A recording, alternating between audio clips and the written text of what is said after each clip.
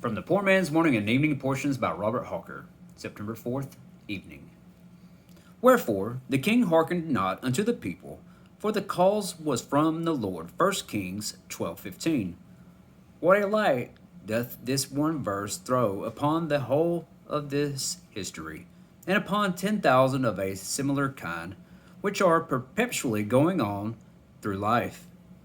The event recorded in this chapter that the king should listen to the counsel of fools and disregard the advice of wise men would have appeared incredible, the thing itself being so very obvious. But when we understand the latent cause and are told that it was from the Lord, how strikingly doth it set forth the wonderful government of God in bringing about the sacred purposes of his holy will. My soul, sit down this evening and ponder well this subject. Think how truly blessed it is and how truly sanctified to behold this almighty hand in every dispensation, and bring home the doctrine itself, for it is a very blessed one, if well studied and well followed up, to thy own concerns and circumstances.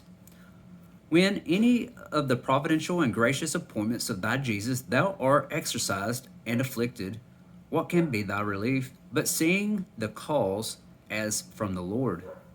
The sin and transgression that induceth it, indeed, are all thine own, but the overruling of it, thy future welfare and the divine glory, is the Lord's. Thus the man of Uz was grievously afflicted in every discretion, but we are told that the Lord's permission was in the whole, and the sequel fully proved the Lord's design.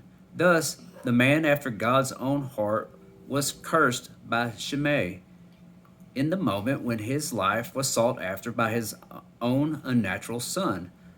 But what said David under the heavy trial? Let him alone, for the Lord hath bidden him. And what a gracious and sanctified improvement did he make of it, in proof that the Lord, who was smiting, was also upholding. It may be, he said, that the Lord will look on mine affliction, and that the Lord will requite me for good his cursing this day. 2 Samuel 17. 2 Samuel 17, 5 through 12. My soul, behold every cause, every event, and every dispensation as from the Lord. He ruleth in the armies of heaven and among the inhabitants of the earth. If he afflict his children, still they are his children, and the relationship never lessens, neither is his love abated. Whom the Lord loveth, he chasteneth, and scourge every son whom he receiveth. Doth he raise up bad men to persecute them? Still they are but the sword. The government of it is the Lord's.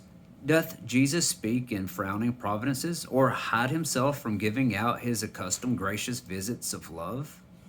Still he is and must be Jesus. There is no change in him.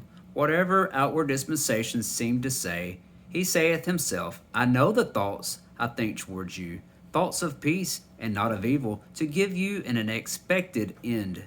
Jeremiah 29:11. Precious Lord Jesus, give me the seeing eye and the understanding heart, to behold thy hand in all, to rest upon thy love and faithfulness in all, and to be forever looking unto thee under all. So shall I bless thee for all, and sure I am, the issue will be to thy glory and my everlasting happiness.